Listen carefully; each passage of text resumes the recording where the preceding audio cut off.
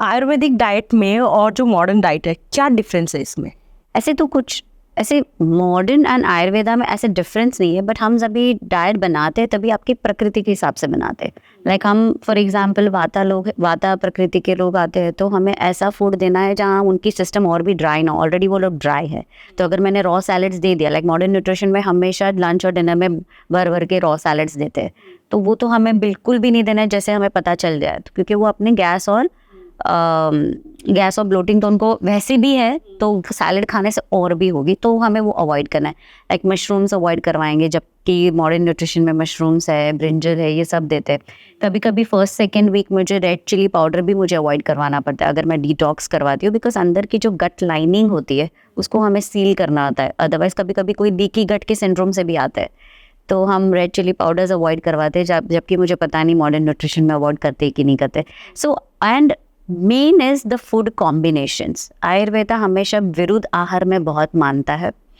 Like for example fruits, like smoothies, modern nutrition का first step smoothie दे दो, हम कभी भी उसको अलाउ नहीं करेंगे, बिकॉज स्मूदीज़ एक ऐसी चीज़ है कि फ्रूट को मिल्क के साथ मिक्स करो और पी लो, बट फ्रूट अगर किसी के साथ भी मिक्स किया तो उसका उल्टा ही असर अपने गट पे होता है, क्योंकि फ्रूट की एसिड और मिल्क की कैसीन जब भी जाती है तो वो फट जाती है, तो और भी हमारे बॉडी में गैस ब्लोटिंग, फिर गैस ब्लोटिंग की वजह से स्टिफनेस भी आ जाती है, और लोगों के जॉइंट पेन्स वगैरह में भी एकदम स्टिफनेस आ, फिर वो बोलते हैं कि जॉइंट पेन होता है, जॉइंट पेन होता है, but the joint pain is because of your gas.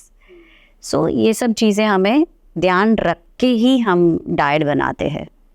And विरुद्ध आहार तो हमें every point I have to inform them कि भाई फिश एंड मिल्क को मिक्स मत करो, या दही वड़ा, जैसे कोई चिल्ड्रन किड्स आते हैं तो हम ज़्यादातर दही वड़े उनको बहुत अच्छे लगते हैं, बट उड़द दाल और कर्ड हम कभी भी मिक्स नहीं करवाते हैं।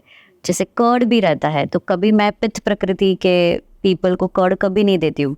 कर्ड ऐसे ही खा लिया तो और भी वो एसिडिक बन सकता है, पर कर्ड में अगर आप पानी डाल के उसको छाछ या कड़ी के फॉर्म में लेते हो तो it will suit you. So these are the few things जो हमारे एंशिएंट विजडम, जो हमारे वेदास में लिखे हुए हैं, उस हिसाब से हम आगे चलते हैं।